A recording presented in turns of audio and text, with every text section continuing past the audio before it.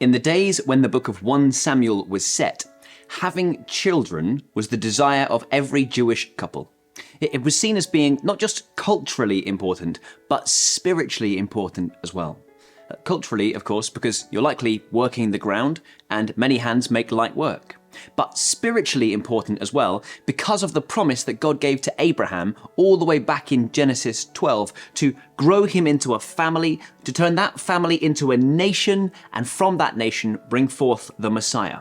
So we get to the Messiah through family.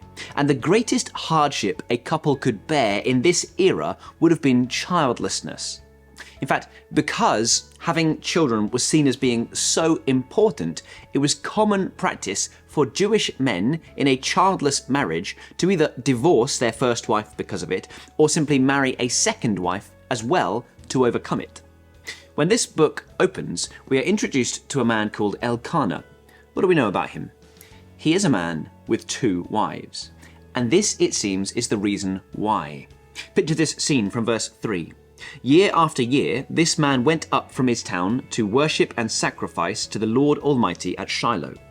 Whenever the day came for Elkanah to sacrifice, he would give portions of the meat to his wife Peninnah and to all her sons and daughters, but to Hannah he gave a double portion because he loved her and the Lord had closed her womb. You see all these strands coming together. Here is a setting of a family meal, but just picture this table. Just imagine being Hannah, sitting at this table, and there is your husband, who you love, presumably. There is his other wife, sat next to him, his new wife, who it seems he married when you couldn't give him children because you are barren. And then you are surrounded by, as we read, all her sons and daughters sat around the table. Everywhere you look, you are endlessly reminded of your apparent failure, your utter inability to change this desperate situation. So her first problem has to do with her barrenness, but her second problem has to do with bullying. Now, it's not just that this was a miserable situation, it's that this other wife, Peninnah, keeps on provoking and irritating and upsetting and frankly bullying Hannah because of her childlessness. You see that in verse 6. She's a nasty piece of work, isn't she, Peninnah? Now, Elkanah, the husband, for what it's worth, he does seem to love Hannah. In fact, we're told that he does in his own way.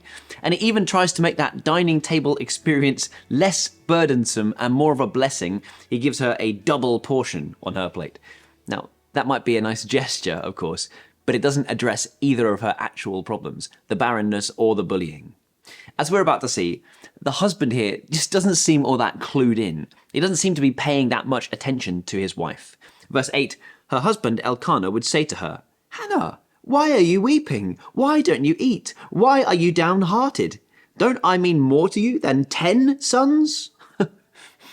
Now, I am a man with many shortcomings, and I am not always as sensitive as I ought to be. But I don't think I would have said that to my weeping, barren wife. Look, wife of mine, how could you be upset about anything in the world when you are married to me? Don't I mean more to you than 10 sons? He says. And the answer is, no, you don't, Elkanah. This Elkanah, we're told that he loves his wife, but it's clear he doesn't really understand her. Taking a second wife would cause her pain, but he does it anyway. Staying silent while his new wife mocks his old wife will cause her misery, but he does it anyway. Chucking an extra bit of lamb on her plate at dinner time will solve none of her problems, but he does it anyway. And telling Hannah that his presence ought to entirely make up for a child's absence shows his extreme arrogance, and he does it anyway. Poor Hannah, hey?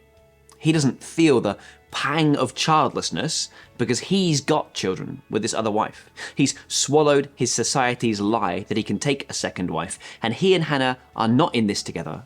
She is alone. Who can Hannah turn to in her distress? Where can she go when no one else around that table knows her pain? She goes to God. Verse 9. Once they had finished eating and drinking in Shiloh, Hannah stood up.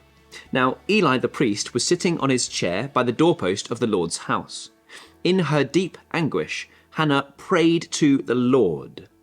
So who did she turn to in her distress? The Lord. Weeping bitterly, quite understandably, Hannah begins to pray. And though she doesn't know it, this prayer right now, it is the catalyst for the entire nation's great reversal. How is it that Israel is saved from the spiral of sin that took place in the days of the judges? How is the nation dragged out of the dark ages of depravity? How does this nation get from the grisly days of the judges to the glorious kingdom of King David? The answer is that it gets there through this very moment, through this little prayer right here. In her despair, Hannah could so easily have given up on God, don't you think? But she didn't. And we are all the better off because of it. Perhaps today you are tempted on giving up on prayer, on seeking the Lord. But it might just be that one day the Lord will answer one of your prayers in beautiful fashion, and one day someone else will be grateful that you did not give up on the power of prayer either.